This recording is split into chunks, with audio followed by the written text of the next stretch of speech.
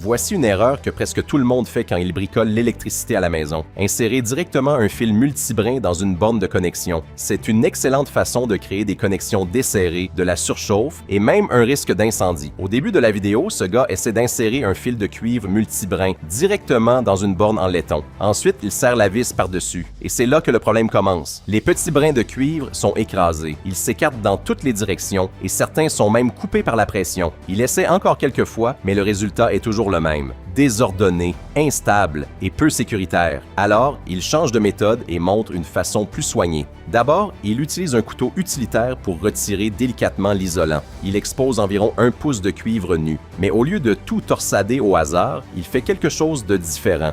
Il sépare quelques brins du faisceau principal.